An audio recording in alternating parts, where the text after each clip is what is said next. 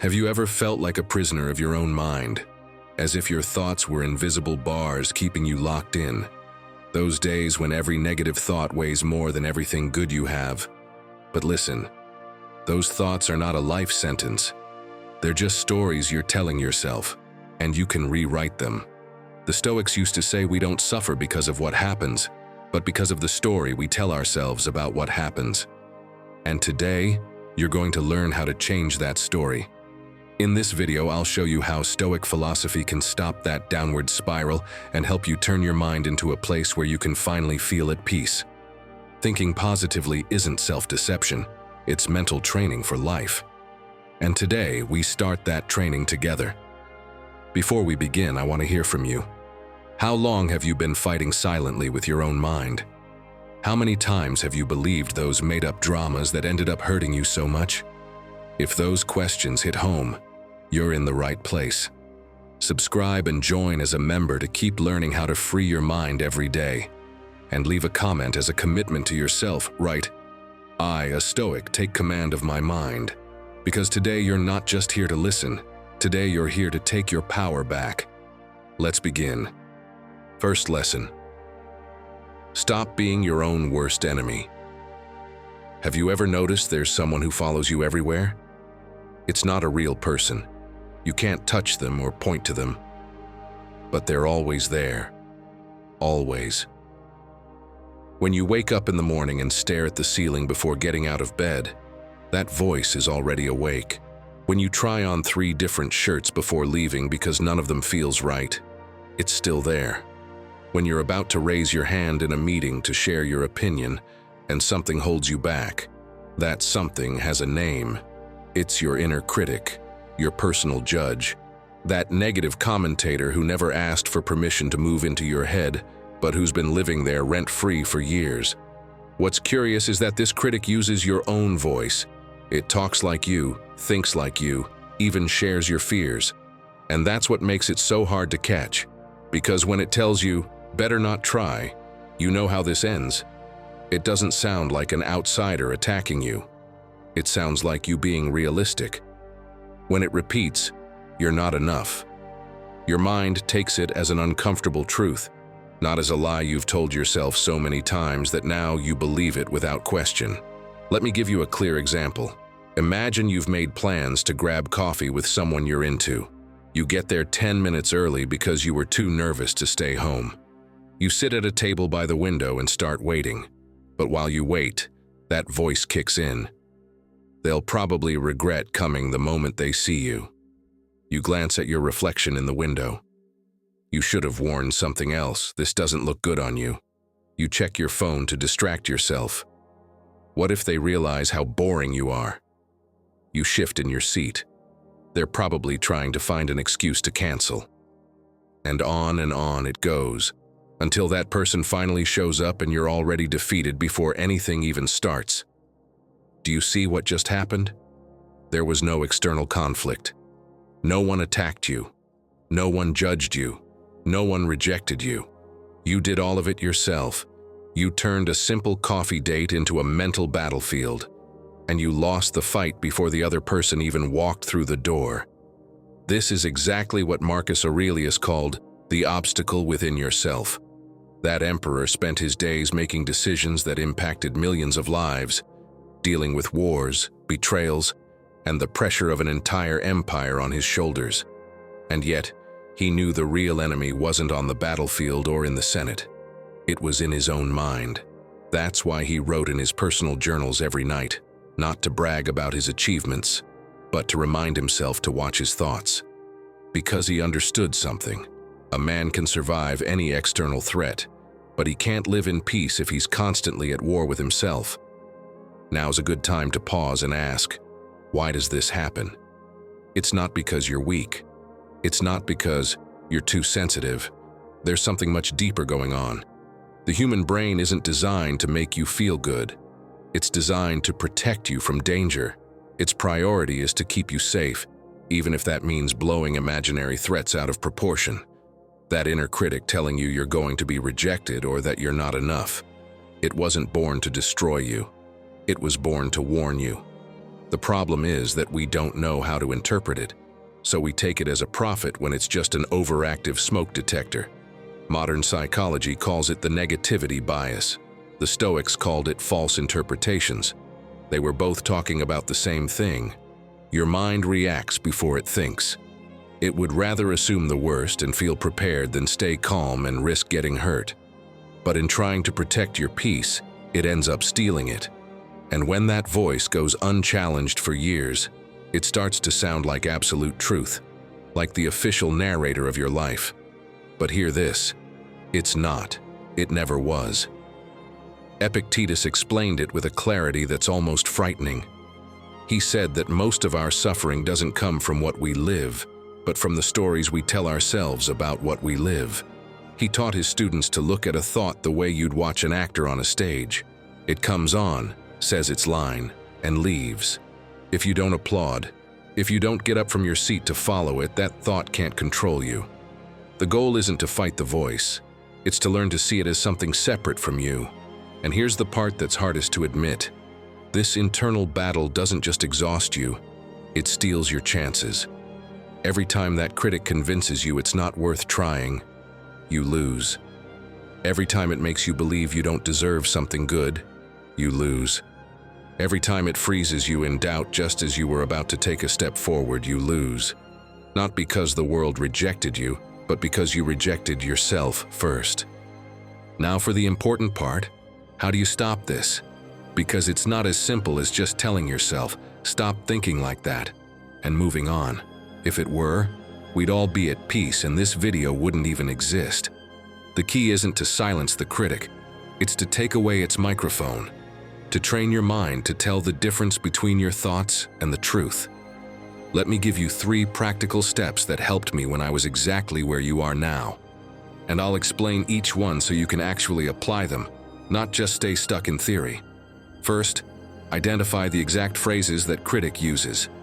Don't let them float around in your head like they're normal. Pull them out. Write them down on your phone, on paper, anywhere. No one takes me seriously. I always screw things up. I'm not enough. Put them out there in the open, outside your mind. Because something magical happens when you turn a thought into written words. It loses power. You see it from the outside. You read it like you'd read a message someone else sent you. And if you come back to it later, you'll notice something incredible. It sounds ridiculous. It sounds like what it really is. Dramatic exaggerations that fall apart the moment you analyze them. Then, replace them with something more fair. You don't need to become some delusional optimist repeating empty affirmations in the mirror. This is about swapping out lies for balanced truths. Instead of, I'm going to mess everything up, try, I'll do my best, and that's enough. Instead of, no one's ever going to love me, try, I'm human, with flaws and strengths, just like everyone else. This isn't childish self-soothing or fake positivity. This is honesty. It's treating yourself fairly. It's seeing yourself the way you'd see someone you care about, and celebrate every time you manage to shut down that critic. Yes, you heard me. Every time you notice you were about to tear yourself down and you stop, that's a win.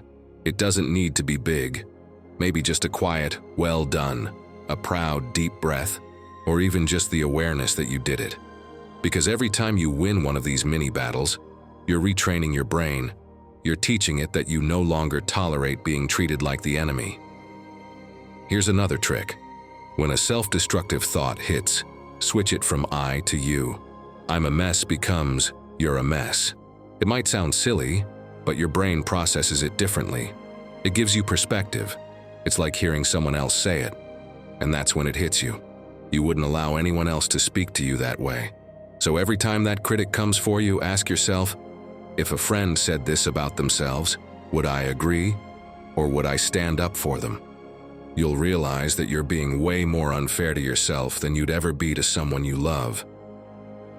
Seneca had a quote that sums this all up perfectly. No man is more unhappy than he who never faces adversity, for he is never permitted to prove himself. But the hardest adversity isn't what comes from the outside. It's what you create inside your own head when you choose to be your own worst enemy instead of your greatest ally. To learn to think positively, You don't need to become someone else, change who you are, or fake confidence. You just need one thing: to stop attacking yourself, to stop sabotaging yourself, to stop treating yourself with a harshness you wouldn't impose on anyone else. The battle isn't out there, it's right here inside. And while you can't control every thought that shows up, you can decide which ones get to stay. That's the beginning of freedom. That's the beginning of real positive thinking.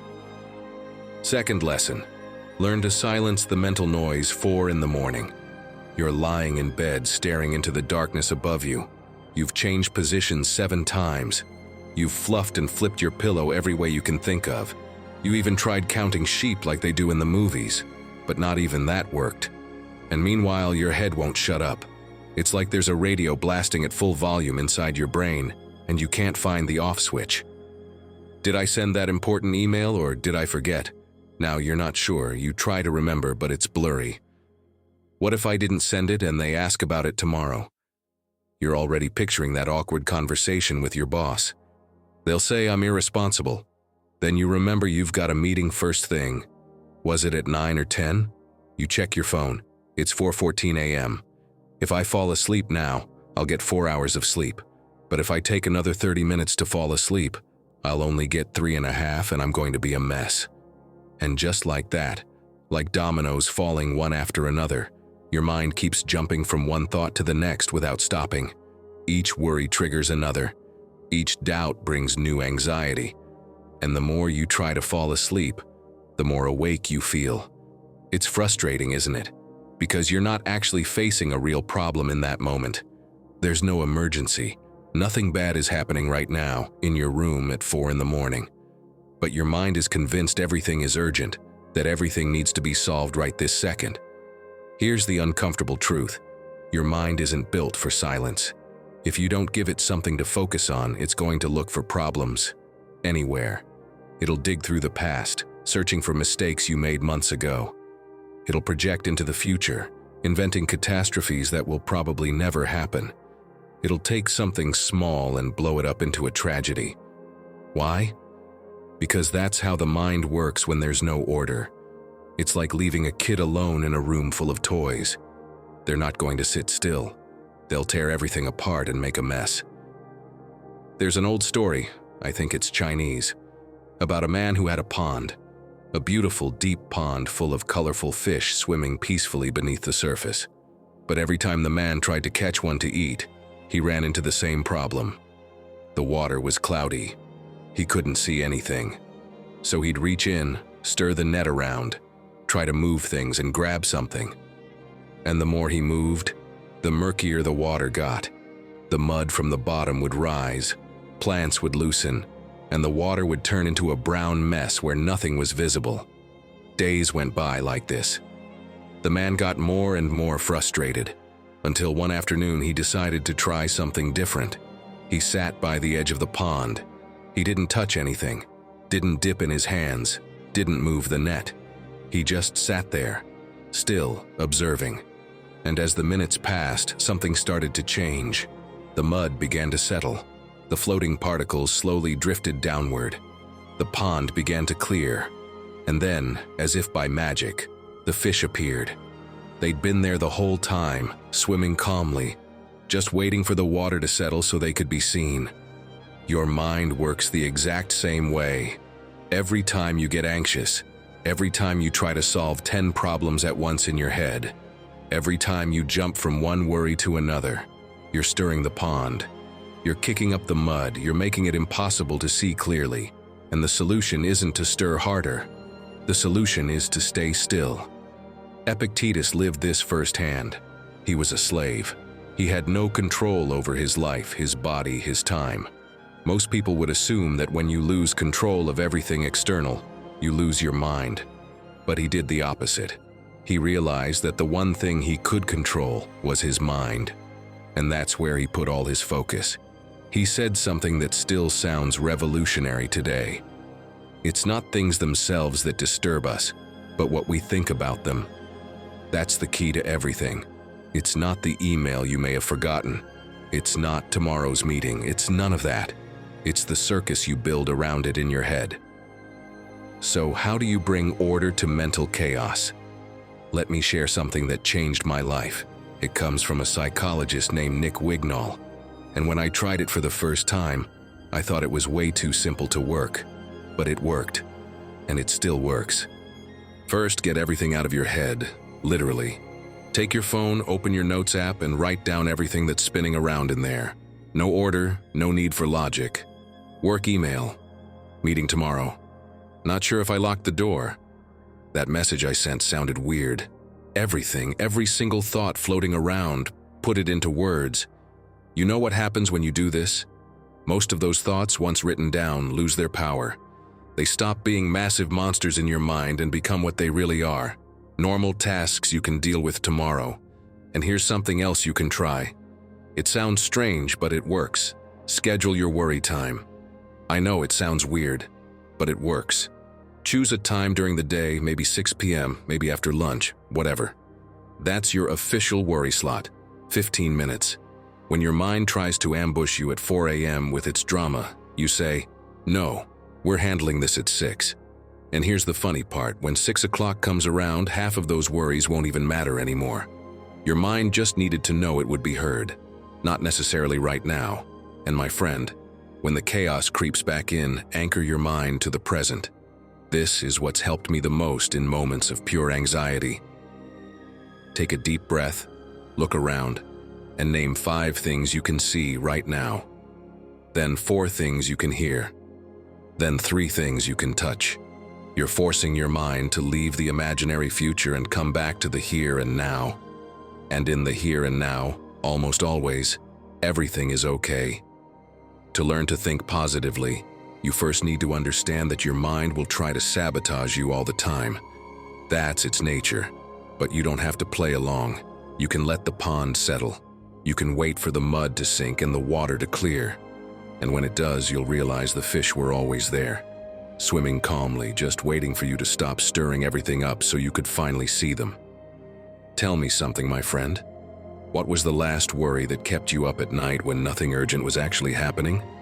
Drop it in the comments. You'll be surprised how many people here are dealing with the same thing. You're not alone in this. Third lesson, stop chasing ghosts that don't even exist. You're at the train station.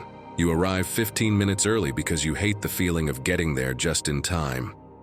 You sit down on one of those metal benches that are always cold, no matter the season. You take out your phone to check the schedule for the 5th time. The train leaves at 3:15. Perfect. You've got plenty of time. But then, without anyone asking, your mind kicks into gear. What if the train's late? You're already imagining the whole scene. I'll be late for the meeting. Now you're picturing your boss's disappointed face. He's going to think I'm irresponsible. Suddenly you're sweating even though the weather's cool. Maybe I should have left earlier. Now you're regretting decisions you made 2 hours ago. What if I lose my job over this? In your head, you're already unemployed, job hunting, explaining to your family that you got fired over a train that hasn't even been delayed. You check the screen. The train is still scheduled for 3:15. Nothing has happened, literally nothing. But in your mind, you've already lived through a full-blown tragedy, with supporting characters and all. You made up a horrible future, stepped into it, felt it as real. And now here you are, heart racing, palms sweating, waiting for a train that's going to arrive on time. Do you see how absurd this is? You're not reacting to reality. You're reacting to a movie, one you wrote, directed, and starred in. A psychological horror film where everything goes wrong, where you're both the villain and the victim, and where the ending is always catastrophic. And the worst part is that this movie doesn't even play in theaters. It's shown exclusively in your head, 24 hours a day, 7 days a week. The truth is, we spend our lives fighting futures that don't exist. We waste energy, time, and mental health preparing for disasters that will probably never happen. And in the meantime, the present, the only thing we truly have, slips through our fingers like water, because we're too busy stressing about what's next to even notice what's already here. Marcus Aurelius understood this better than anyone. That man carried the weight of an entire empire on his shoulders.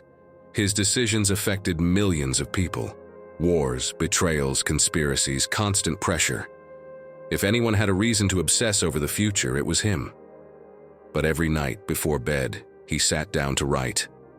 Not war strategies or political plans, just reminders to himself. Simple lines that pulled him back to the present.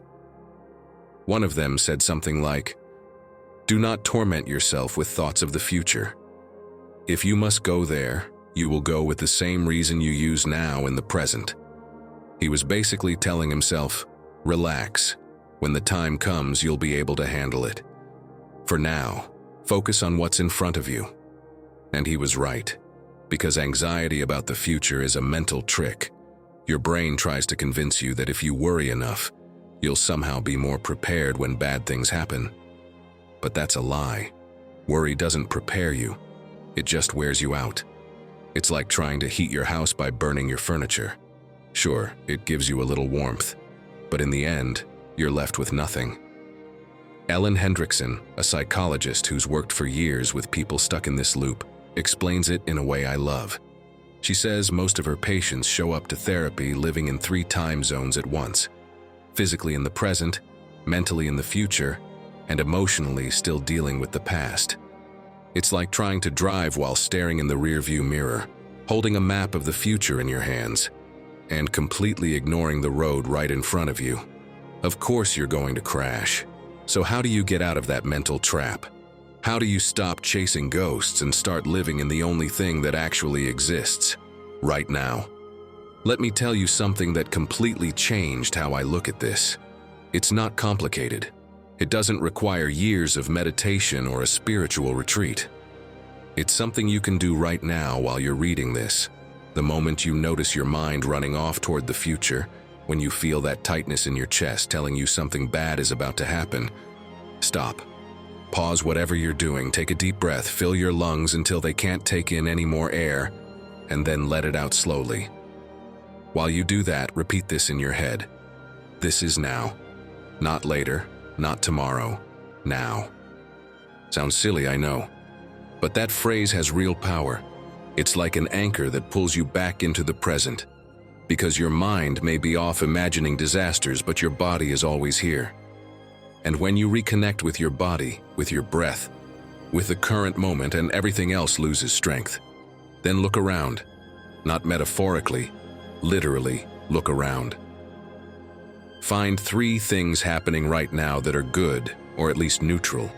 It can be something as small as sunlight coming through the window, or the sound of a car passing by outside, or the fact that your feet are planted firmly on the ground and you're not falling into a void.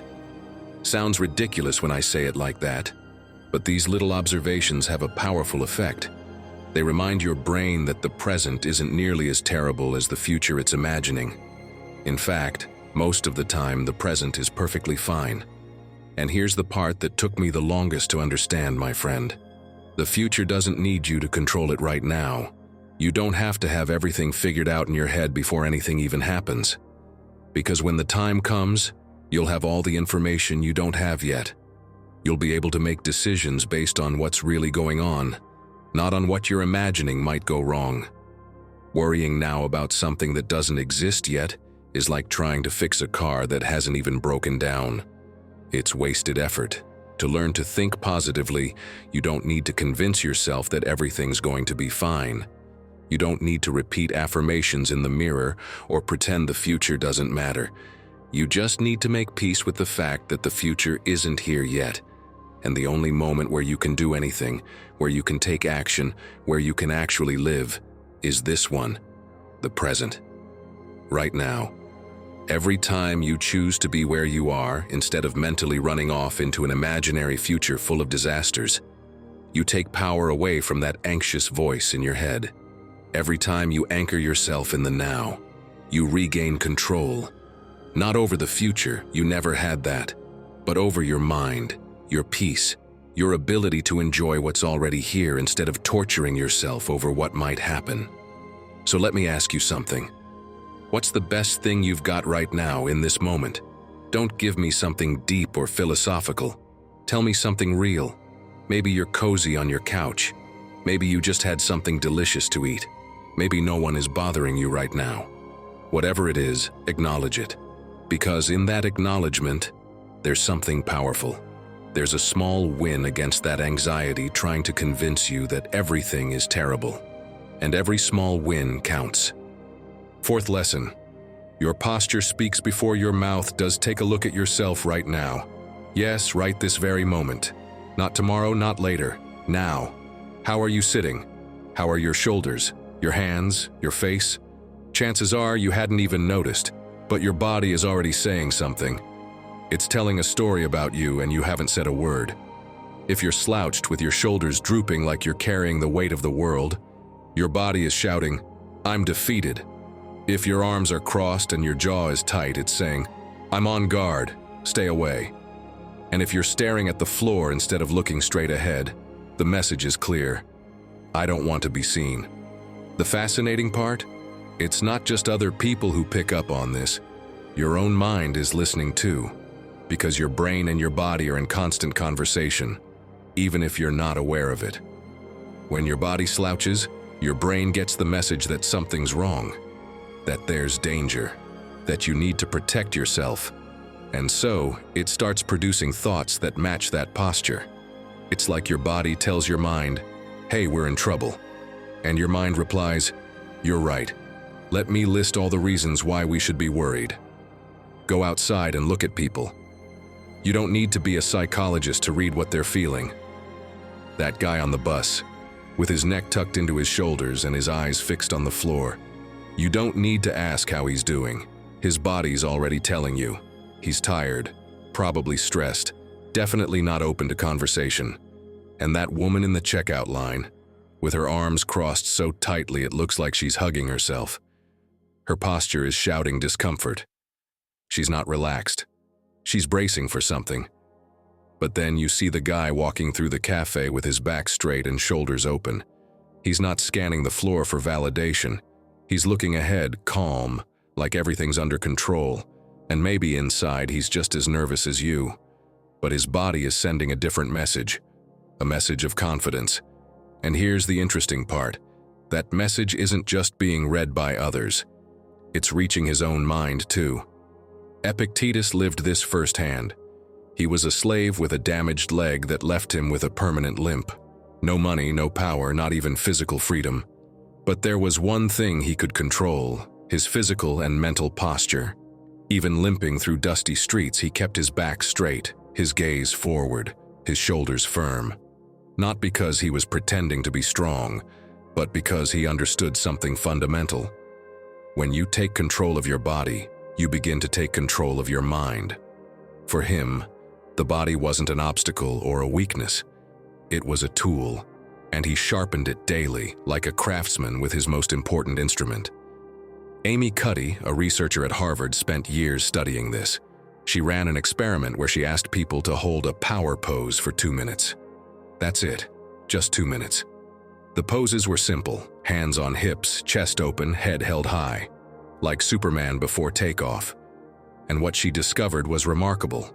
After just 120 seconds, cortisol levels, the stress hormone, dropped significantly, and testosterone levels, linked to confidence, went up. Just changing their posture for a couple of minutes actually changed their brain chemistry. Their bodies convinced their minds that everything was okay. Now imagine this. You've got an important video call in 10 minutes. A job interview, a presentation, whatever. You sit down at your desk and, without even realizing it, you start shrinking. Your shoulders hunch forward. You cross your arms. You lower your head. Your mind starts whispering, "What if I get nervous and it shows?" That thought makes you shrink even more. It's a self-reinforcing loop. Your posture tells your brain that you're in danger, and your brain responds with more anxiety, which makes you curl in tighter. By the time the call starts, you're already defeated, before saying a single word. But here's the good news. You can interrupt that cycle. Scott Tilley, a former CIA agent who now teaches leadership techniques, has seen people survive interrogations where one wrong move could cost them everything. What he learned is that the people who stay calm in high-stress situations aren't necessarily the bravest. They're the ones who know how to use their body as an ally, not an enemy. Let me share what Tilly teaches his clients. These tips are so simple they might sound silly, but they work. When you're nervous, when your mind starts to sabotage you, the first thing you need to check is your feet. Where are they? Probably crossed under the chair, swinging aimlessly, or hovering in midair. Plant your feet firmly on the ground, both of them. Let the soles press into the floor like they're growing roots.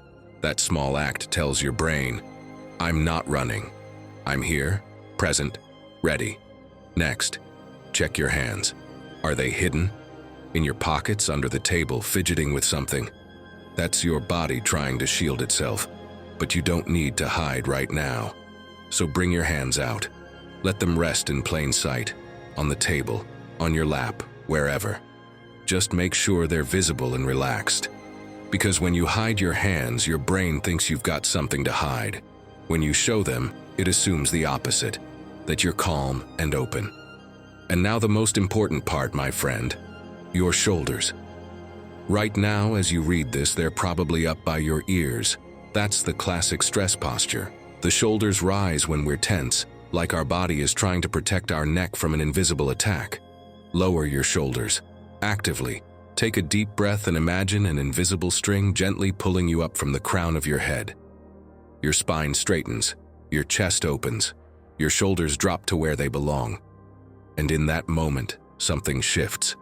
Your breathing deepens, your face softens, and your mind gets a clear message. We're okay. We've got this. Tilly has a phrase that sums it all up. Your body is the first message your mind receives. And he's absolutely right. Before you can mentally convince yourself that you're okay, your body needs to believe it. Because if your body is stuck in panic mode, your mind isn't going to listen to reason. It'll follow the physical signals instead. So if you want to change your mind, start by changing your body. To learn to think positively, it's not enough to control your thoughts. You also have to control your posture, your breathing, the way you take up space. Because your mind and body aren't two separate things. They're a team. And when one falls, it pulls the other down. But when one stands tall, it lifts the other up too. So, my friend, have you checked your back today? Have you lowered those shoulders you've been carrying like mountains? Because every time you adjust your posture, every time you plant your feet and open your chest, you're telling your mind something powerful. You're saying, I'm in control here. Fifth lesson. Defeats don't define you, they build you. Imagine it's Sunday morning. You signed up for that 10-kilometer race 3 months ago. You bought new running shoes, downloaded a training app, even convinced a friend to join you. During the first few weeks, you felt unstoppable. You went running even when it rained, even when it was cold, even when you had 1,000 excuses to stay home. You pictured yourself crossing the finish line, arms raised, feeling the satisfaction of having achieved something big. But today is race day, and everything feels different. You're at the starting line, surrounded by hundreds of people who all look more prepared than you. That guy next to you has legs like a professional athlete. That woman over there is doing stretches you didn't even know were possible. And here you are in your brand new shoes that haven't even broken in properly, wondering if this was a good idea. The starting gun goes off. You start running. The first 2 kilometers go well. You even feel strong. I can do this, you think. But by kilometer 5, your legs feel heavy. At 6, breathing gets harder. At 7, a woman at least twice your age passes you, and she looks like she's just taking a walk in the park. At 8, 2 more people pass you, and one of them even gives you a look that feels like pity. You reach the finish line. You don't collapse. You don't faint, but you don't raise your arms like you imagined either. You cross the line with your head down, sweating, gasping for air, feeling ridiculous. And right there, as you try to catch your breath, your mind starts doing its favorite thing. You're a failure. Everyone saw you lose. Why did you even bother? They must all think you're pathetic. And in that moment, those 10 kilometers you just ran mean nothing. All that matters is that you didn't win. All that matters is that you weren't the best. All that matters is that you failed. Do you see what just happened? You just did something most people don't even try. You woke up early on a Sunday, put on your shoes, ran 10 kilometers under the sun, finished the race. But none of that counts in your head. The only thing that counts is that you weren't perfect, and because of that, you decide you're a failure. This is one of the cruelest mental traps out there, turning every defeat into a judgment of who you are. It's not that you failed at something, it's that you are a failure. It's not that this didn't go well, it's that nothing ever will. It's not that you made a mistake, it's that you are the mistake. Marcus Aurelius spent his life facing defeats, wars that didn't go as planned, decisions with terrible consequences, betrayals from people he trusted. And in the middle of all that, he wrote something that still gives me goosebumps. Losses only hurt if we take them as such. Read that again. It's not the loss itself that destroys you. It's the meaning you give it. It's the story you choose to tell yourself about what that loss means.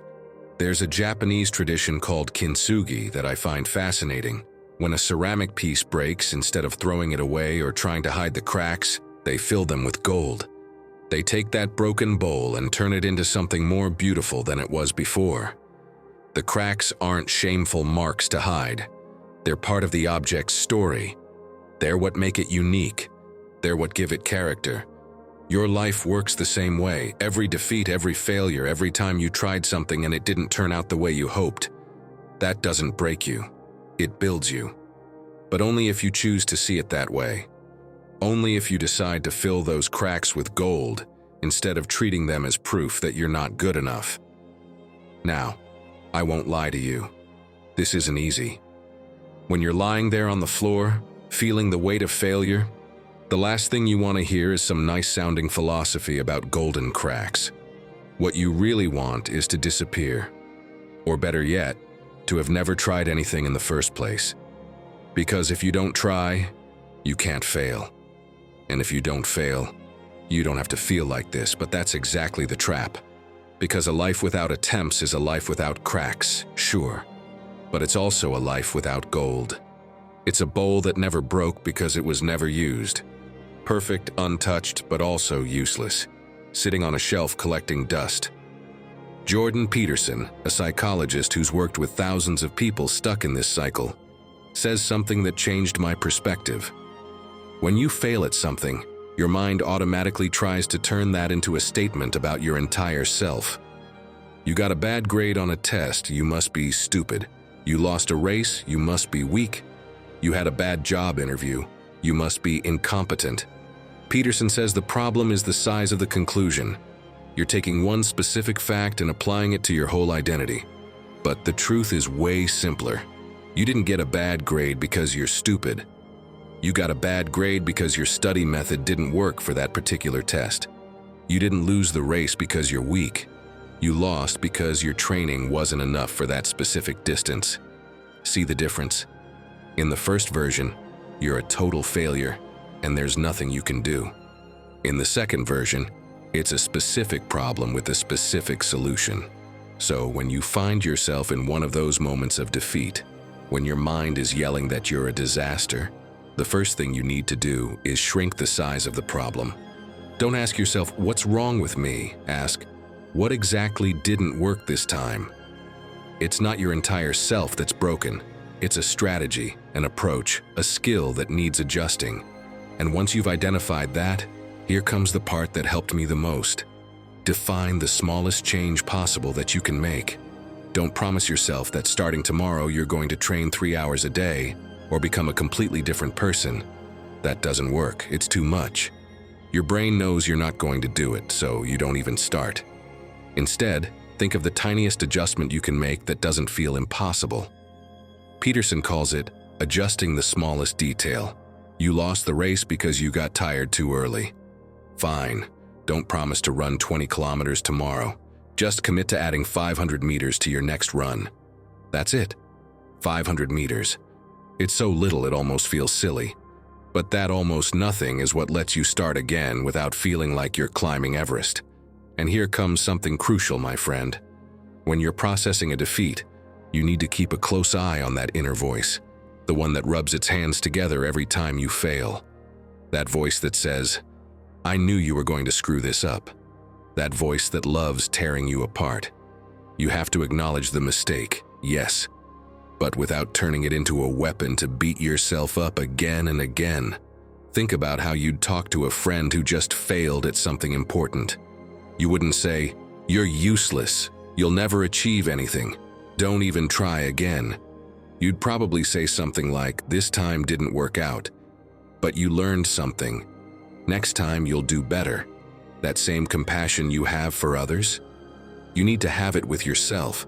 Because if every time you fail, you mentally destroy yourself, eventually you'll stop trying altogether. And when you stop trying, that's when everything really ends. And here's the last piece that Peterson talks about, and that took me years to understand.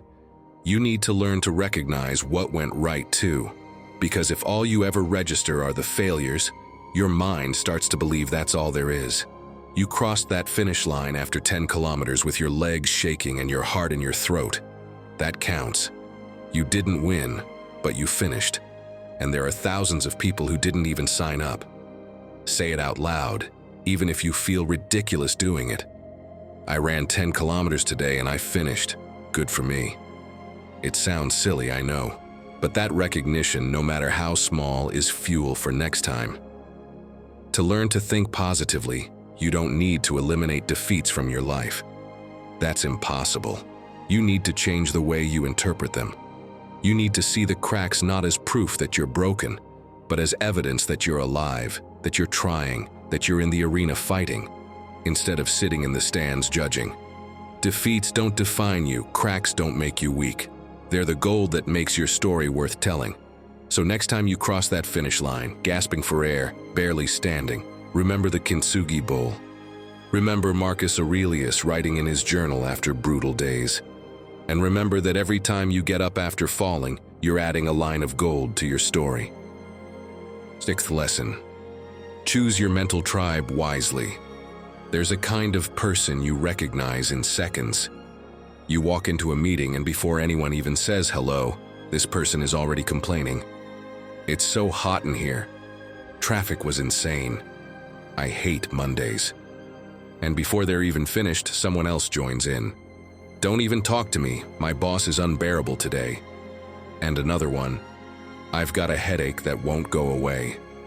And within 5 minutes, the whole table is competing to see who has the most miserable life. You've noticed it, haven't you? How just one negative person can shift the entire energy of a space. You walk in feeling good, ready for the day, and 30 minutes later you're already drained. Nothing bad happened. No tragedy took place, but somehow you feel exhausted, like they sucked the energy out of you. Or think about your WhatsApp group, the one where someone is always sending awful news. "Did you see what happened? The world's going to hell." It's all lost. And after reading those messages all week, you start feeling like, yeah, maybe the world really is ending. Even though when you walk outside and look around, everything seems pretty normal. But in your head, that gray cloud from the group has already settled in. Marcus Aurelius was surrounded by this kind of people. Corrupt politicians, power-hungry generals, advisors who only looked out for themselves. People who spent their days complaining, scheming, seeing the worst in everything. And in the middle of all that noise, he wrote something so simple you could almost overlook it. "The soul becomes dyed with the color of its thoughts." But then he added something more. "And our thoughts are colored by the people we spend time with." Because that's how it works. Your thoughts don't exist in a vacuum. They're contagious. They mix, they soak up the environment you create by choosing who you spend your time with. If you spend 8 hours a day with people who see everything in black, your thoughts start to darken too. Not because you're weak, not because you can't think for yourself, but because that's how the human brain works. We're social animals. We adapt to the group, and that adaptation includes the way we think. Kobe Bryant once said something that stuck with me. He said that when he trained at 5 in the morning, it wasn't just about discipline. It was because, at that hour, only the people who really wanted to be there would show up. The ones who had already decided to sweat, to push themselves, to improve. No complainers, no one showing up late with excuses, just people who were ready to work. And Kobe said that training with people like that, surrounding himself with that mindset, forced him to raise his own level. Because when everyone around you is giving 100%, you can't give less. It pulls you upward, but it also works the other way. If you train with people who show up late, complain about the heat, and look for the easiest way to do everything, that mindset pulls you down. Little by little, without realizing it, you start making excuses too. You start complaining more, you start settling for less. This isn't a moral judgment. It's not about good people or bad people. It's about energy, about direction. There are people who, when you talk to them, make you feel lighter. They make you laugh. They make you think. They inspire you to try new things. And there are people who make you feel heavier. They make you doubt yourself. They make you feel like nothing's worth it. It's not that they're bad people. They're just on a different frequency than the one you need right now. And sometimes those people are longtime friends, family, people you care about. And the idea of stepping back from them feels like a betrayal. How can I stop spending time with them? What will they think? Aren't good friends supposed to stick together no matter what? And that's where you get stuck, between the affection you feel for them and the exhaustion you feel every time you're around them. But let me tell you something that took me a long time to understand. Distancing yourself from someone doesn't mean you hate them. It doesn't mean you wish them harm. It means recognizing that right now, in this stage of your life, you need to protect your energy. You need to surround yourself with people who push you in the direction you want to go, not those who anchor you where you no longer want to be. And that doesn't make you selfish. It makes you self-aware. Think of it like you're an athlete training for something important. If your goal is to run a marathon, you're not going to spend your afternoons with people who invite you to smoke and eat junk food every day. Not because they're bad people, but because your goals require you to make tough decisions about who you spend your time with. And if you want to learn to think positively, if you want to change your mindset, you need to apply the same logic. So how do you do that without feeling guilty? How do you choose your tribe more wisely without turning into a jerk who abandons everyone? I'll tell you what worked for me. Start by observing how you feel after spending time with someone. Not during, because in the moment everything might feel normal. But afterward, when you're home and alone with your thoughts. Do you feel energized or drained? Do you feel inspired or defeated? Do you feel ready to do something or like giving up? That feeling is your compass, it doesn't lie. There are people who are like coffee. They wake you up. They get you going. After talking to them, you feel like you can take on anything. And there are people who are like sleeping pills. They shut you down, they dull your senses. After talking to them, all you want to do is lie down and forget the world. And you need more coffee in your life. And fewer sleeping pills. Now maybe you're thinking, but I don't know anyone like that. Everyone around me is negative. And maybe that's true. Maybe right now you don't have access to those kinds of people in your daily life. But here's the good news, my friend. We live in a time where you can choose your influences beyond your physical circle.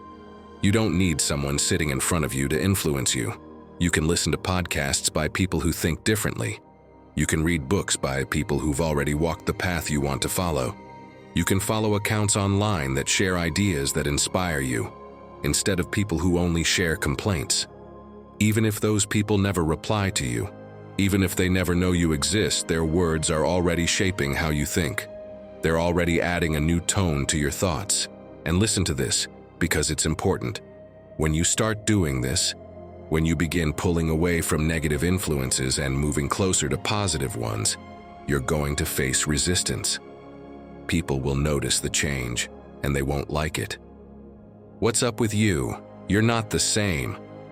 You think you're better than us now? You're getting weird. And that social pressure might make you doubt yourself. It might tempt you to go back to the comfort of being who you used to be. But remember why you started. Remember that the soul takes on the color of its thoughts, and your thoughts take on the color of your tribe. To learn to think positively, it's not enough to avoid the bad in your own head. You also have to avoid the bad that enters your head from the outside. You have to guard your mental space the same way you protect your home. You don't let just anyone walk into your living room. You don't let anyone go through your stuff. So why let just any voice into your mind to mess with your thoughts? If Marcus Aurelius lived today and had WhatsApp, he probably would have muted a few groups. He probably would have unfollowed some accounts that only shared negativity. Not because he was a snob, not because he thought he was better than anyone else, but because he understood that to keep a clear mind, you have to protect what gets into your head. And sometimes that means distancing yourself from people you care about, or at least spending less time with them. Now think about it seriously. How many coffee people do you have in your life right now? How many people make you feel more awake, more alive, more capable after talking to them? And if your answer is few or none, then you already know your next step. It's not about cutting everyone off. It's about actively seeking that kind of energy, even if it's through podcasts, even if it's through books, even if it's through online communities. Because every voice you add to your mind is a vote for who you're becoming. And the next time someone starts the usual complaint circus, remember Marcus Aurelius.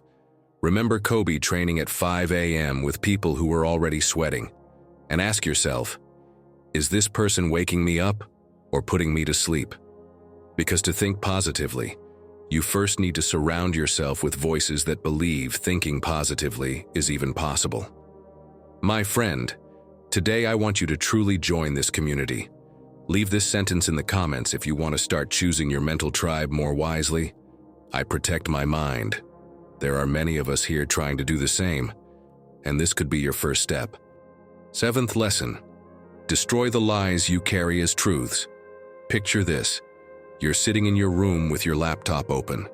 You've been looking at that job posting for 3 days now. It's perfect. The role you've been waiting for at a company you admire with the salary you need.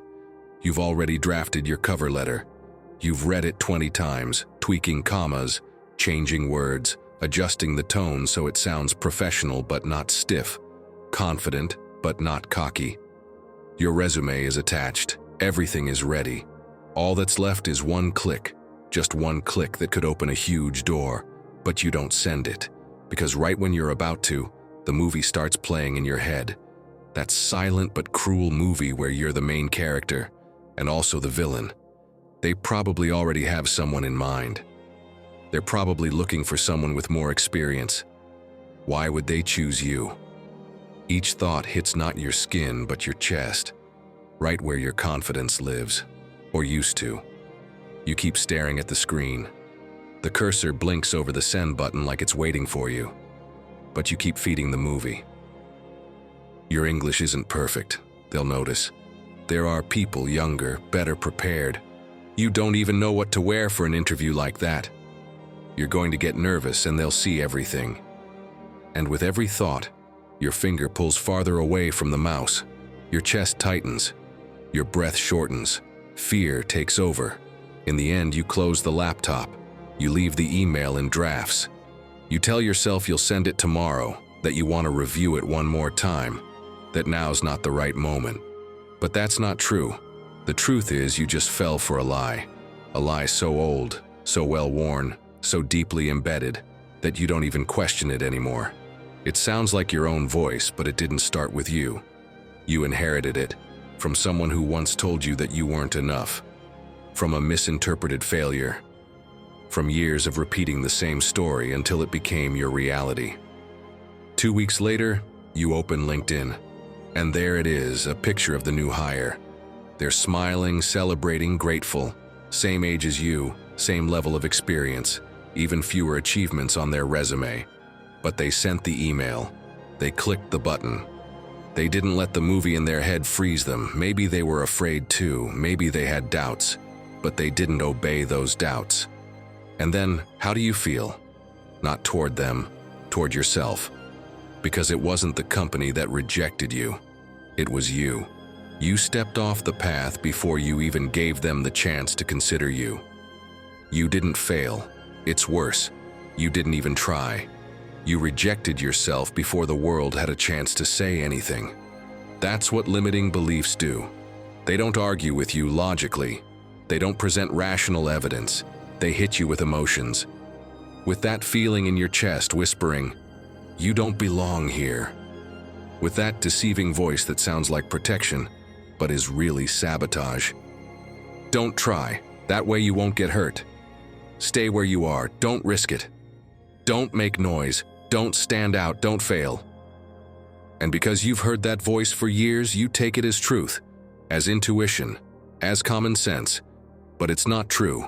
It's just an old tape stuck on repeat, an echo of something someone once said or something you told yourself after a tough moment.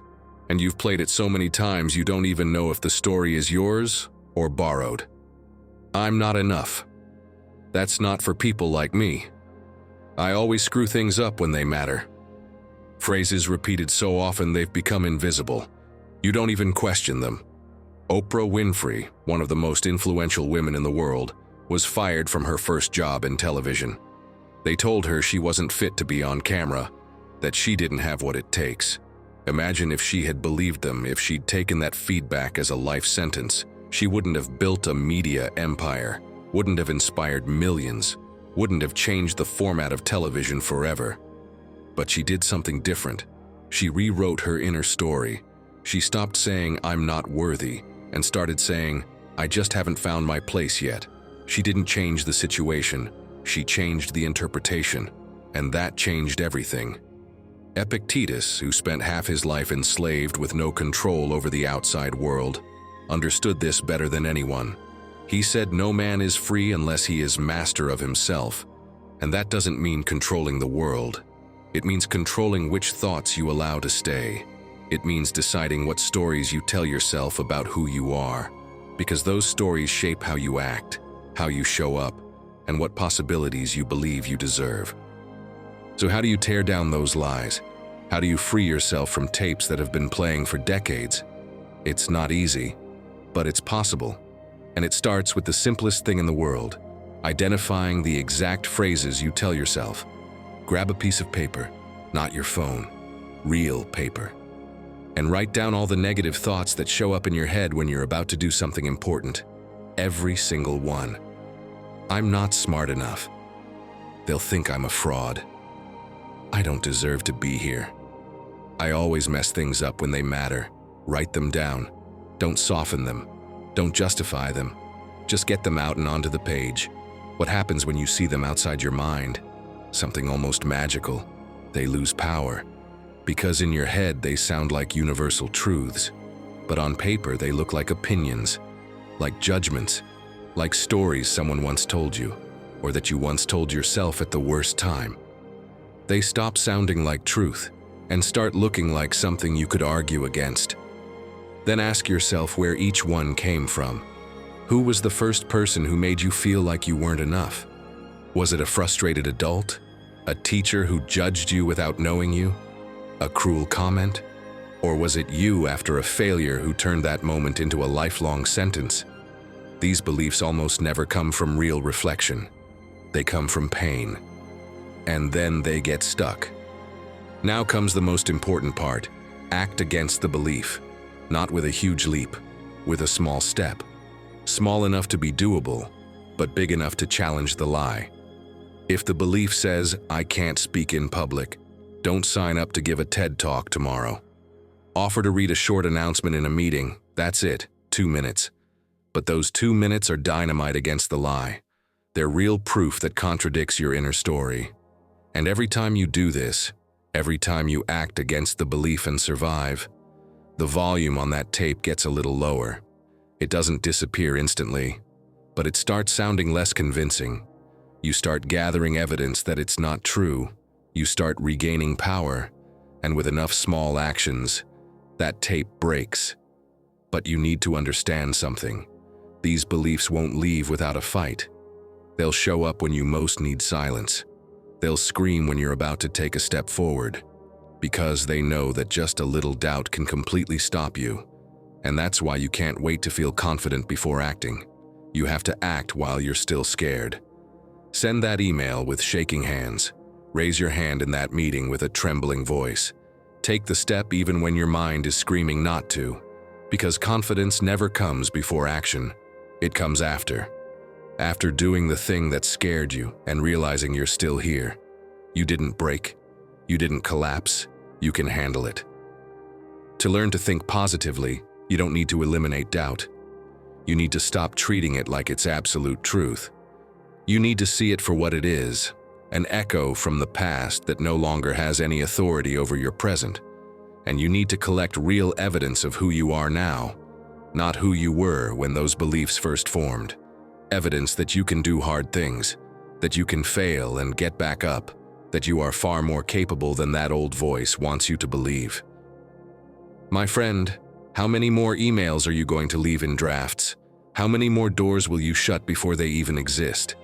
How much longer are you going to obey lies you don't even know the origin of? They're not laws. They're not prophecies. They never were. And every day you believe them is a day you give away to fear, instead of giving it to yourself. Now, I'd like you to do something brave. Write this sentence in the comments, as a symbolic act of breaking with the story that's held you back for years. Today, I stopped believing my old lies.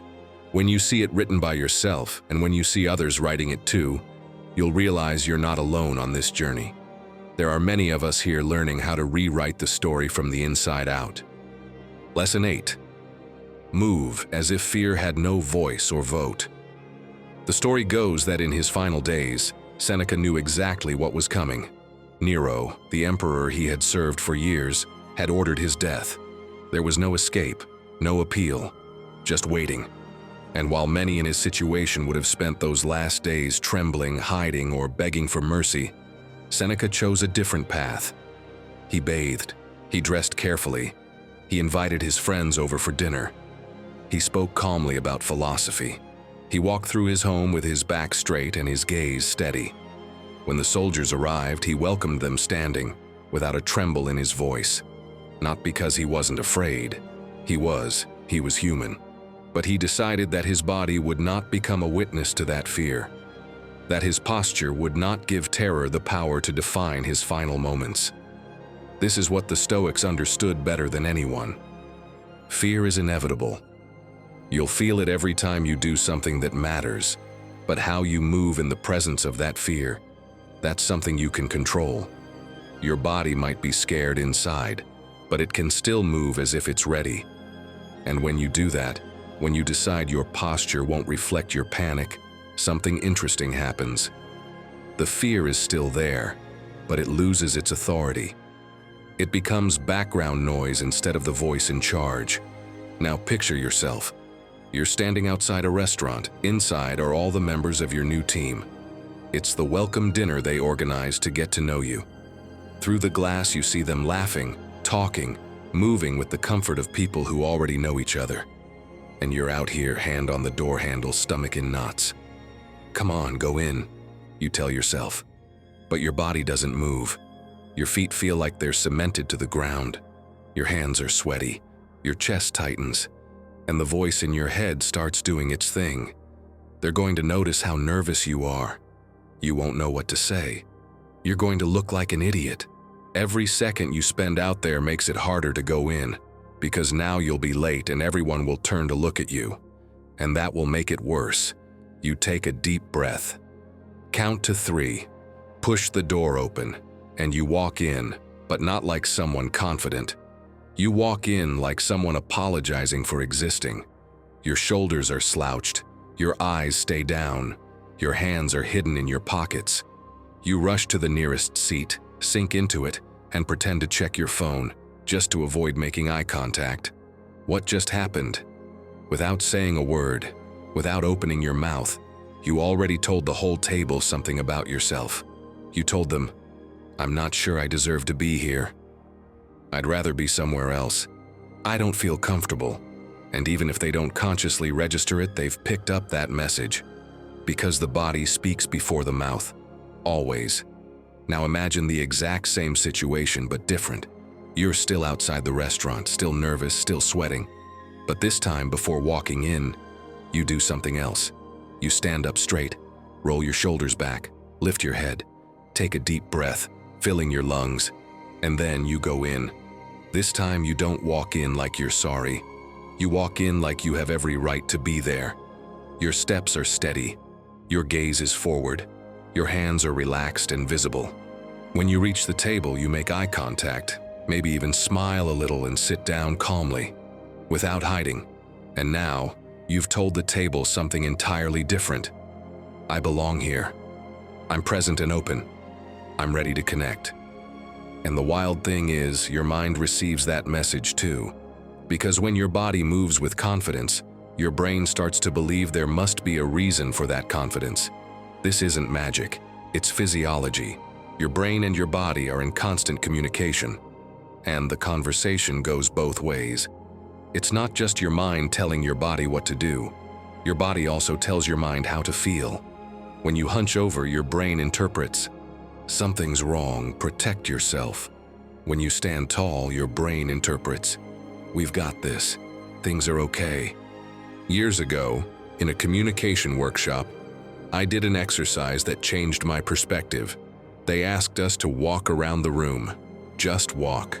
And then the instructor said, "Walk like you're sad." So we all lowered our heads, slouched our shoulders, dragged our feet. And within 30 seconds, even without talking about anything sad, the whole room felt heavy. Then he said, "Walk like you just got great news." And we lifted our heads, opened our chests, sped up our steps, and the energy in the room completely shifted. People who looked depressed minutes ago were now smiling. Not because anything had changed on the outside, but because our bodies told our minds there was something to be happy about. The final instruction was, walk like you're the most important person in the room. That was eye-opening. Everyone slowed down, walked more deliberately, took up more space, and that physical change brought a mental shift too. We suddenly felt more confident, more centered, more present, all from changing how we moved. Epictetus, who lived most of his life with a damaged leg that caused him constant pain, understood this deeply. He could have walked, dragging his foot, shoulders down, projecting defeat. No one would have blamed him. But he didn't. He walked upright, his gaze steady. He moved with dignity, even when his body hurt. Because he knew that how you move through the world isn't just an expression of how you feel. It's also an instruction to yourself about how you should feel. Jordan Harbinger, who teaches social skills, has a phrase I love. Your body is the first argument you make in any situation.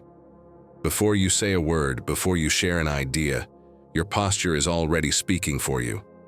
And people read it, instantly, subconsciously. They react to it. But here's what most people miss. You're not changing your posture to deceive others.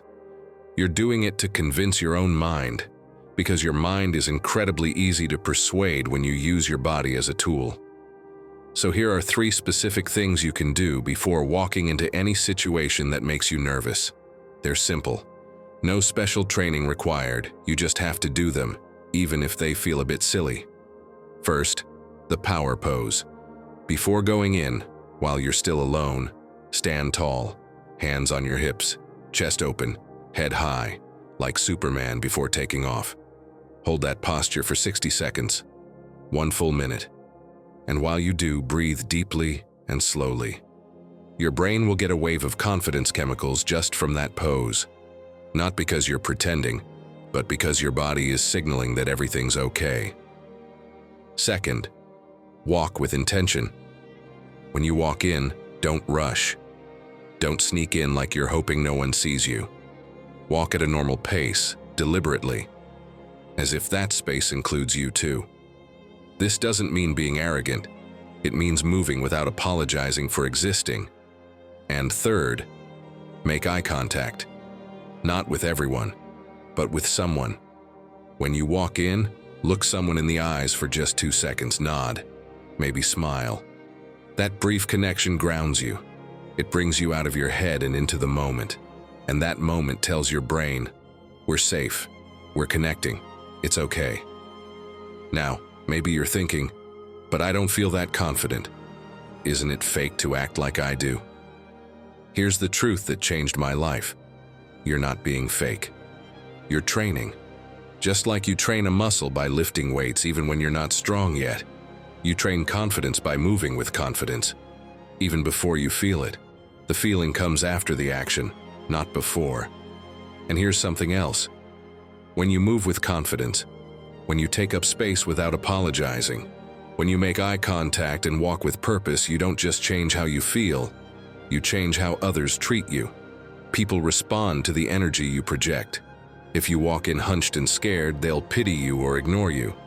If you walk in grounded and present, they'll respect you. Not because you're better, but because your body is telling a different story. To learn to think positively, you need to understand that your mind isn't just what happens in your head. It's your whole system, and your body is a massive part of that system. You could have the best thoughts in the world, but if your body is sending signals of defeat, your mind won't believe them. They need to be aligned. So the next time you're about to enter a space that makes you nervous, remember this. Your body is your first message. Your posture is your first statement, and you can choose what it says. You can walk in apologizing for your presence, or you can walk in like someone who belongs. The nervousness will be there either way. The difference is what you choose to do with it, whether you let it hunch you over and make you hide, or use it as fuel to stand taller and move with more purpose. Seneca knew this.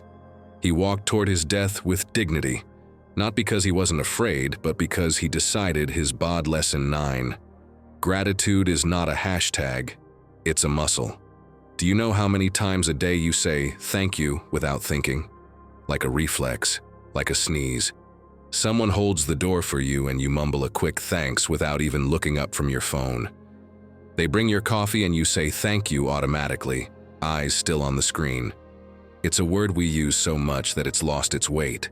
It's become background noise, a social formality we say because we were taught to be polite, not because we actually feel anything. Meanwhile, your brain is busy keeping a detailed record of everything that's going wrong. The boss who snapped at you this morning, the traffic that made you late, the washing machine that broke just when you needed it most, that passive-aggressive comment someone made that you've been obsessing over for 3 days.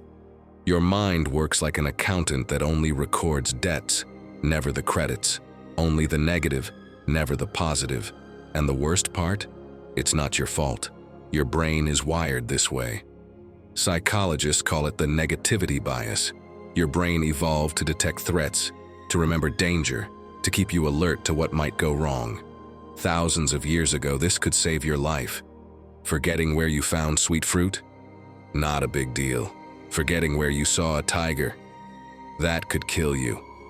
So your brain learned to hold on to bad things more tightly than good ones. The problem is, we no longer live in caves surrounded by tigers, but your brain still operates like you do. It still logs every negative thing in bold capital letters, while the good gets scribbled in pencil in the margins. The result? You end up with a completely distorted view of your life.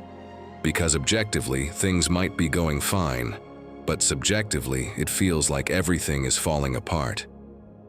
Marcus Aurelius understood this. That man had every reason to be miserable. He carried the weight of an empire at war. People conspired against him. He had to make impossible decisions every day. He faced illnesses he couldn't cure, betrayals from people he trusted. If anyone had the right to complain, it was him. But every night before going to sleep, he took out his journal and wrote. And what he wrote wasn't a list of problems. It was a list of things to be grateful for. A fire that kept him warm on a cold night. A loyal friend who told him the truth, even when it hurt. The simple fact of being alive to witness one more sunrise. In one entry, he wrote something that still gives me chills. Very little is needed to make a happy life. It is all within yourself, in your way of thinking. He wasn't being naive. He wasn't pretending his problems didn't exist. He was actively choosing not to let those problems be the only things he saw. And this isn't just beautiful ancient philosophy. It's neuroscience. Alex Korb, a researcher who studies how the brain works, has shown that practicing gratitude literally rewires your brain. When you consciously focus on things you're grateful for, your brain starts releasing dopamine and serotonin, the same chemicals that make you feel good when you eat chocolate or get a like on Instagram. But there's more. Korb discovered that regularly practicing gratitude also reduces activity in the amygdala, the part of the brain responsible for fear and anxiety. It's like training your brain to see the world differently. You're not ignoring the bad, you're just balancing the scales. You're forcing your brain to also notice the good, which was always there but often ignored. The Stoics weren't the only ones who understood this power. Centuries later, Viktor Frankl, the psychiatrist who survived multiple concentration camps, wrote something that sheds brutal, honest light on this topic. He recalled one of the harshest winters in the camps. He and other prisoners walked for miles in the snow, starving, barefoot, exhausted, watched by armed guards.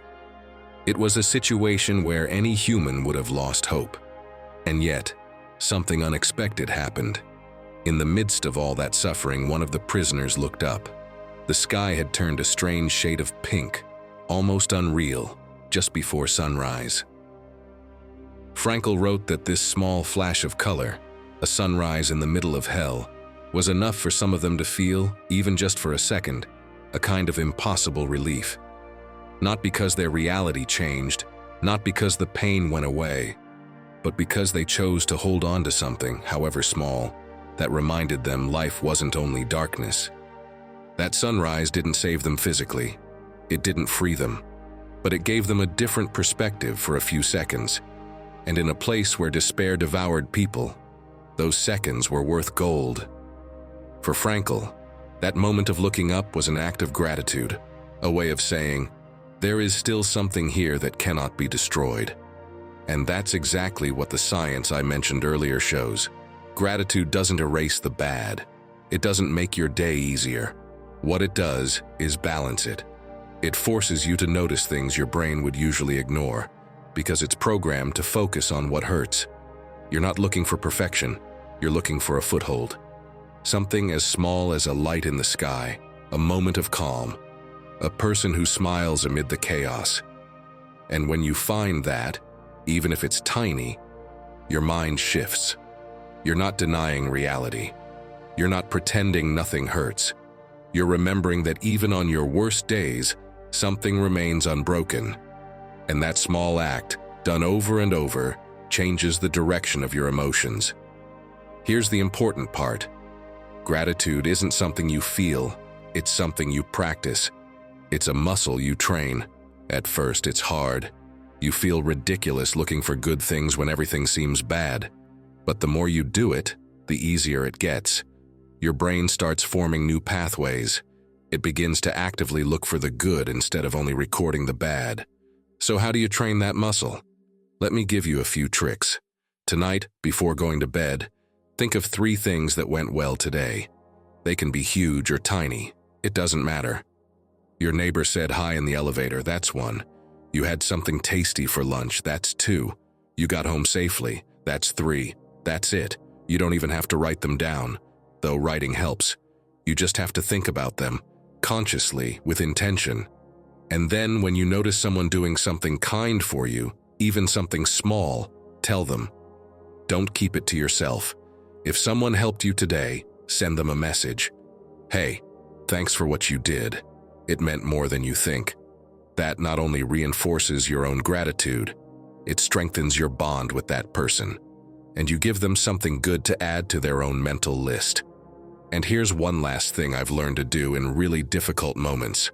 When everything is falling apart and my brain wants to go into full panic mode, I force myself to ask, what can I learn from this?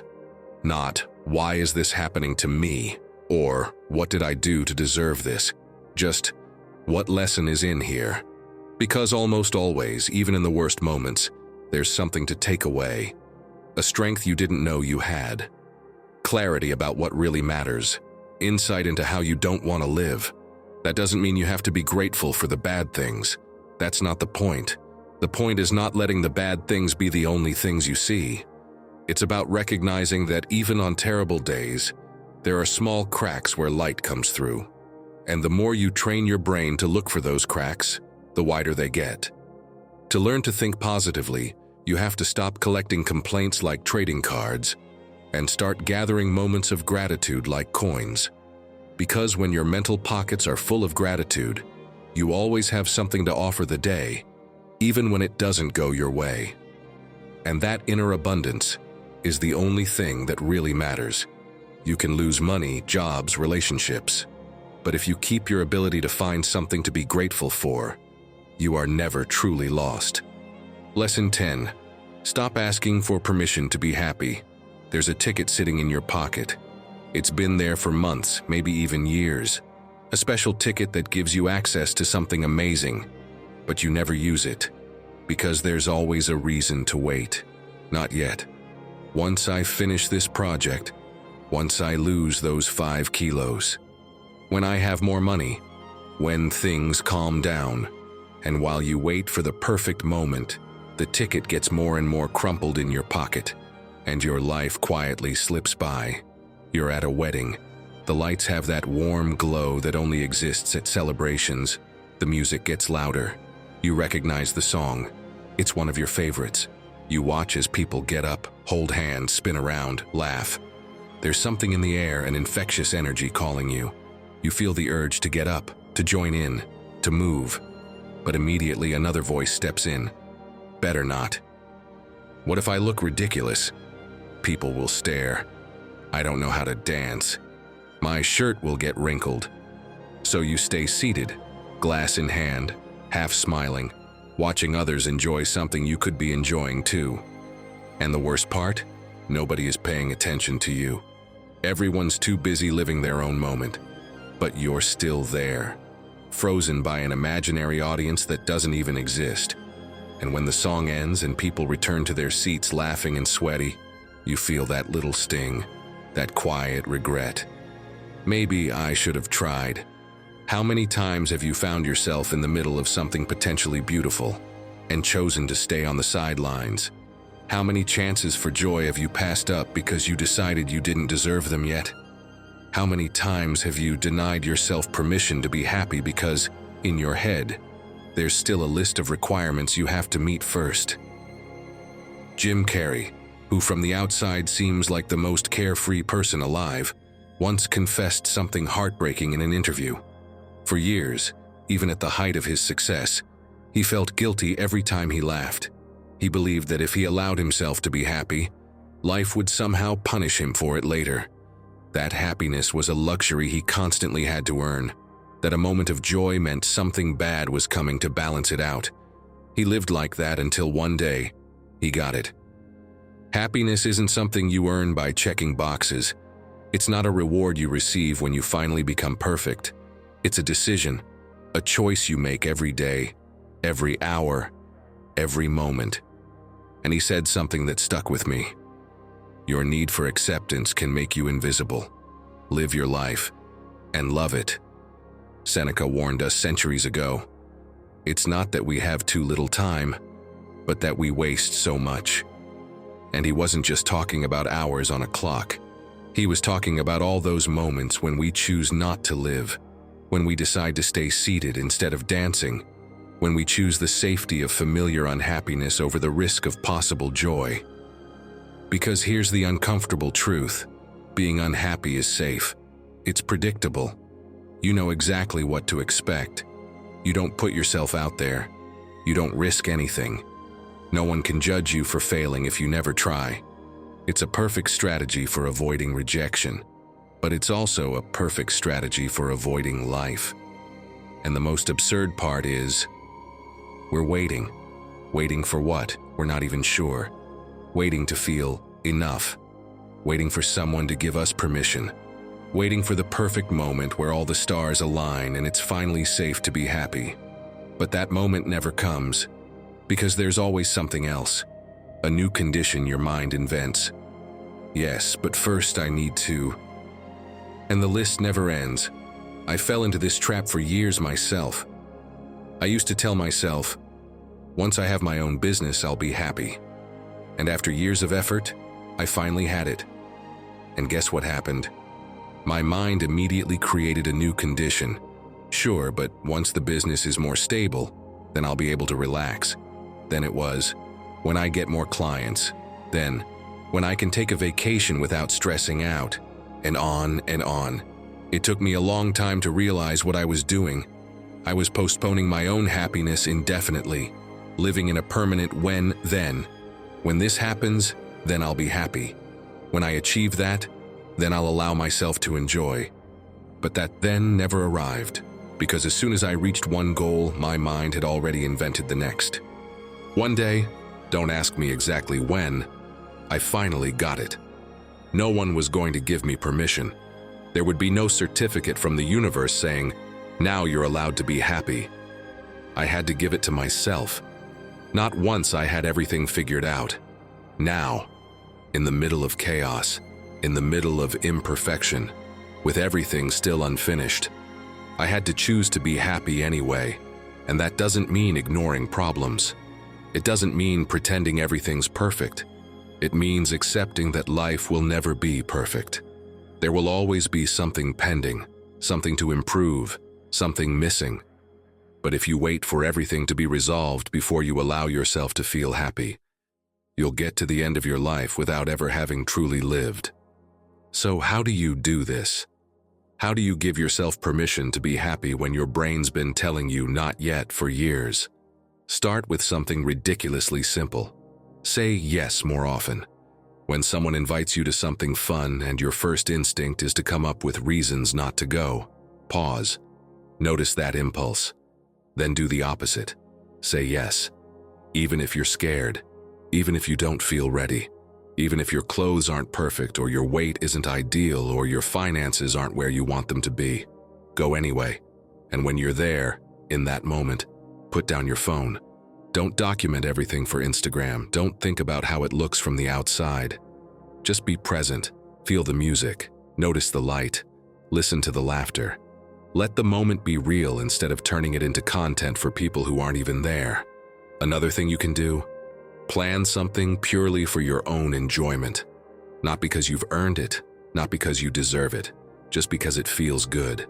It could be something as simple as going to the movies alone on a Tuesday afternoon, buying that book you wanted without guilt, making yourself a special breakfast on a random Wednesday for no reason at all. These small acts of rebellion send an important message to your brain. My happiness doesn't need external justification. And finally, create your own joy ritual. Something small, personal, just for you. Your favorite socks on Mondays, a specific mug for Saturday coffee, 5 minutes of dancing in your room before starting your day. Sounds silly, I know, but these little actions are acts of defiance against that voice that tells you you don't deserve happiness yet. My friend, the music is already playing. The party is happening right now, and you can stay seated, waiting for the perfect moment that's never coming. Or you can get up with all your imperfections, all your fears, everything you think is still missing, and join in anyway. Because to learn how to think positively, you first have to give yourself permission to feel something positive. And that permission doesn't come from the outside, not from your boss or your partner or your parents or the universe. It comes from you. The moment you finally decide, enough waiting, this is your life.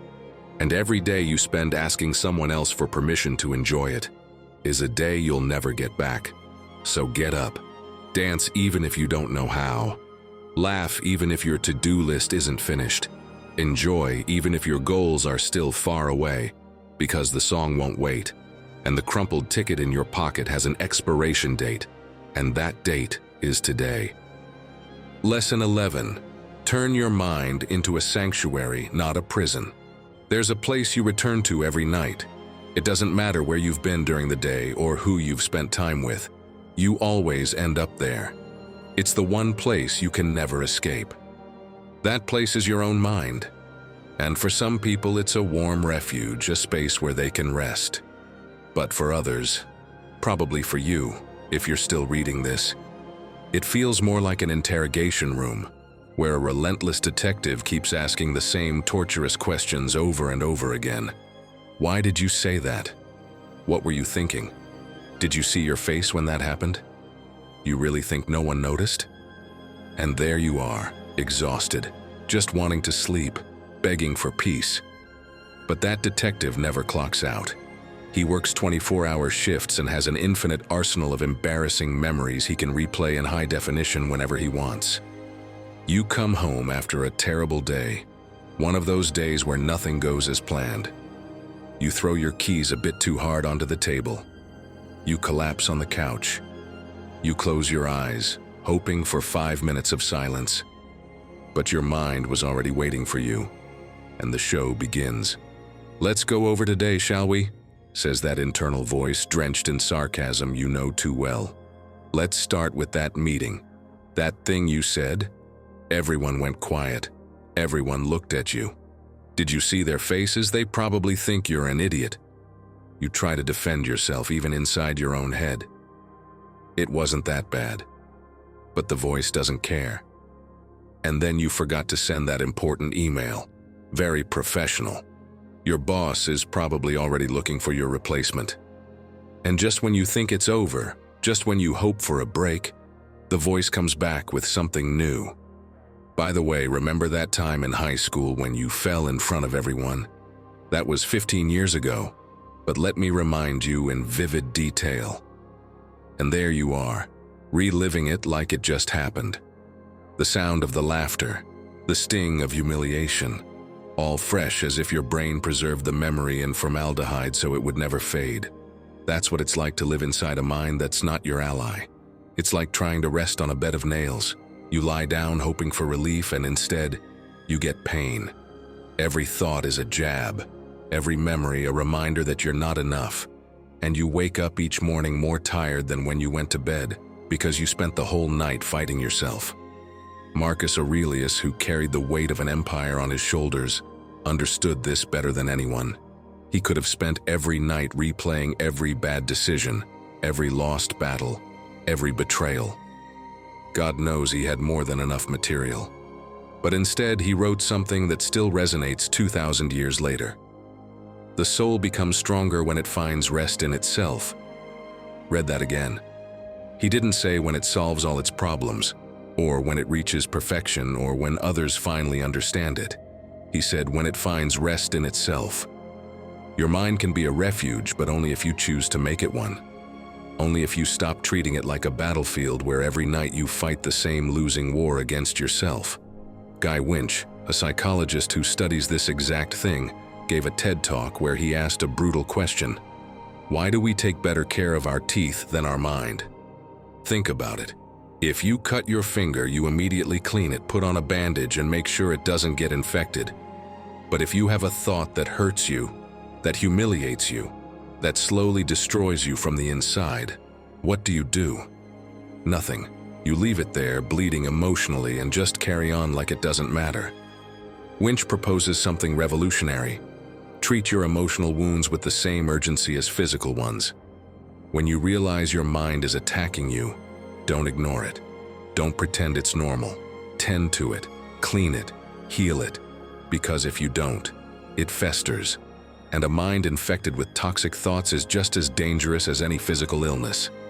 That's why you need to make an important decision. Set a curfew for your brain. Yes, really.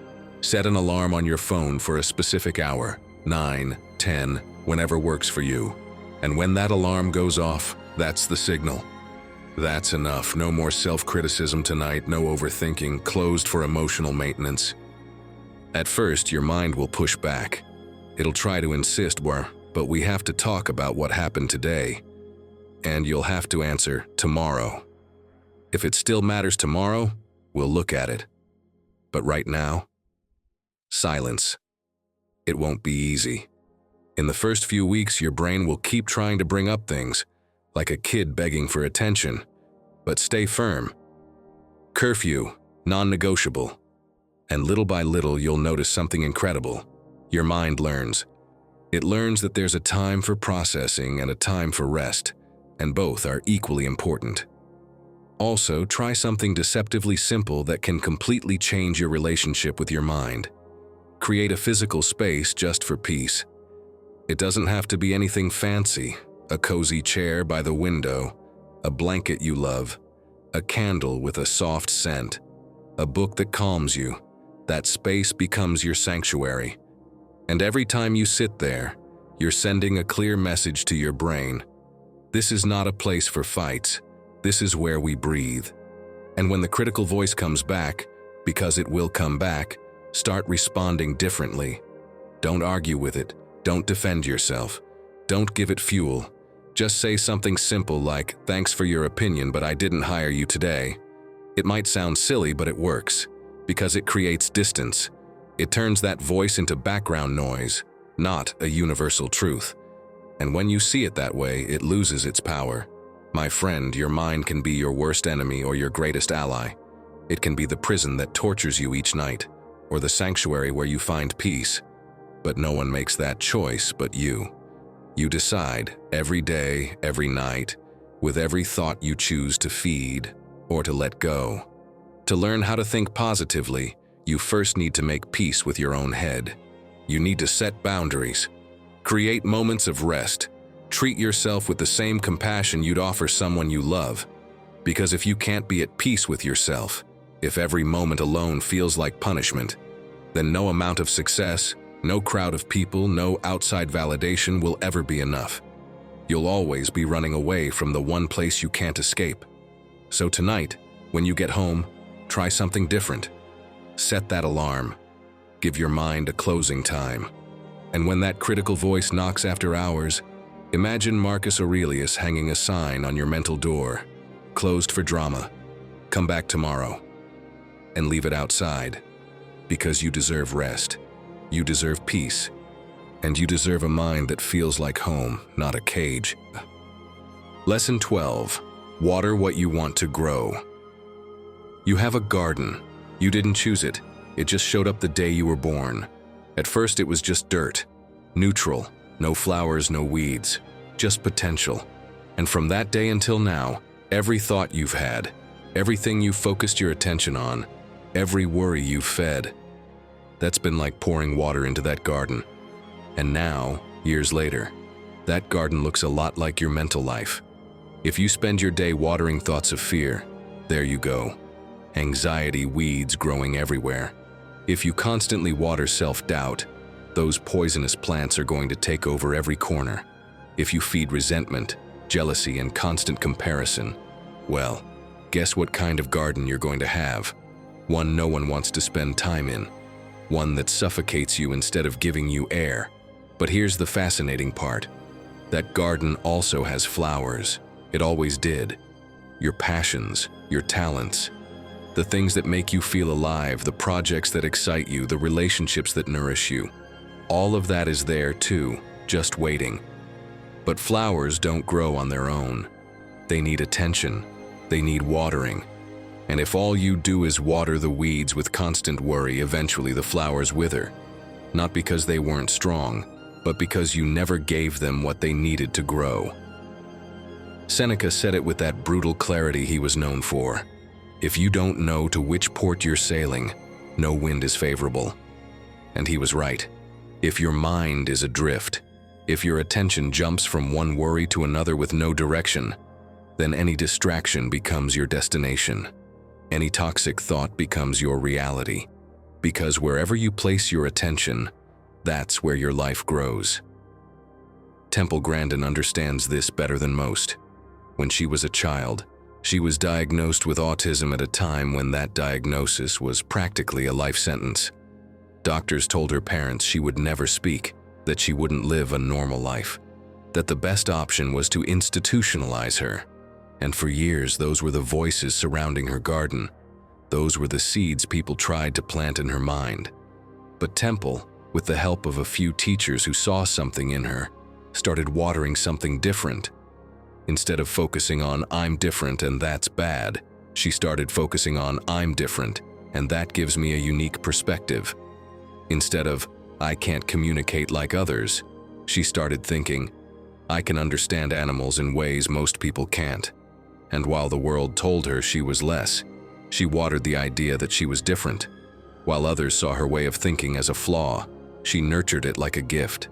She spent hours watching how animals behaved, drawing systems, creating solutions to problems no one else had solved. Not because she ignored her challenges, but because she chose not to let those challenges be the only thing that defined her garden. Today, Temple Grandin is one of the most respected animal behavior experts in the world. She's revolutionized the livestock industry with her designs that reduce animal stress. She's written books, given inspiring talks, not because the weeds disappeared from her garden, but because she watered the flowers so intentionally, so consistently, that eventually the flowers took over. Now, picture this. You're sitting in front of your laptop. You have an important project to do, something that really matters to you, something that could change things, and you open your computer with all the intention of getting to work. Today's the day, you tell yourself. Today I'm going to make progress. But 5 minutes later, you're on Instagram looking at vacation photos from people you don't even like. 10 minutes in, you're reading the news about things you can't control. 15 minutes go by and you're watching random YouTube videos the algorithm threw at you. An hour later, you shut your laptop without having done anything, and you feel awful. You're frustrated with yourself. Why can't I focus? What's wrong with me? And those questions, that self-beating, that's water too. Water you're pouring on the weeds of self-doubt. Cal Newport, a researcher who spent years studying how attention works in the digital age, says something that changed how I think. Your mind is like a spotlight. It can shine on many things, but only one thing at a time with real intensity. When you try to light everything at once, you end up with a scattered glow that doesn't help anyone. But when you focus that beam on one single thing, even if it's just for short bursts, the intensity of that light can transform whatever it touches. The problem is, we live in a world built to scatter your attention. Every app, every notification, every message is fighting for a sliver of your focus. And the more scattered your focus is, the less power it has. It's like trying to water your whole garden with a hose full of holes. The water's flowing, sure, but it's not strong enough for anything to really grow. So how do you take back control of your focus? How do you consciously decide what to water in your mental garden? I'll tell you what worked for me after years of being distracted. The first thing I did was remove my phone from the equation. Not face down on the desk, not on silent in my pocket. Gone, in another room. Because as long as it's nearby, my brain knows it's there, and part of my attention is always waiting for that next buzz. It's like trying to have a deep conversation while someone rings a bell every 2 minutes. Technically, you can focus, but it's exhausting. Second, I broke big tasks into manageable blocks. 30 minutes of focused work. That's it. Not 3 hours, not an entire morning. Just 30 minutes where the only thing that exists is that task. And after those 30 minutes, a real break. Not checking my phone, getting up, walking, looking out the window, breathing. Then, if I feel like it, another 30 minutes. At first, it felt ridiculous. Only 30 minutes? What am I even going to get done? But here's what I found out. 30 minutes of real focus, with no distractions, no multitasking, no part of your brain wondering what's happening on your phone, is insanely powerful. And when you do that consistently, when you water your project with those focused blocks, you start to see real growth. And I had to learn something else. When my mind wandered, when I noticed myself drifting into worry or distraction, I developed a simple question: what am I watering right now? That question brought me back. It made me aware, because most of the time, we water the weeds without even noticing. It's automatic. But when you ask that question, you create a moment of choice. And in that moment, you can decide, no, this isn't what I want to water. I'm going back to what matters. My friend, no one else is going to decide what grows in your mental garden. No one is coming to pull out your weeds or water your flowers for you. That's your job. And yes, it's work. It's easier to let the garden run wild, to let your attention go wherever the algorithm wants, to let your thoughts drift aimlessly. But you don't get to complain about the garden you have if you never chose what to grow. To learn to think positively, you first need to decide which thoughts, which projects, which parts of your life are worth your attention. And then, with discipline and patience, water those things every day. Not once, not when you feel inspired, every day. Because that's how flowers grow, with consistent attention, with deliberate care, with the conscious choice to give them the water they need to bloom. And when you catch yourself watering the weeds again, worry, doubt, endless distraction, come back to the question, what am I watering right now? Then choose again. Because that choice, made 1,000 times a day, is what determines the kind of garden you'll have and the kind of life you'll live. At the end of all this, my friend, one truth becomes impossible to ignore. Your mind can either be the engine that lifts you up or the weight that pulls you down, and every day, you decide which one it will be. You don't need to have everything figured out to begin.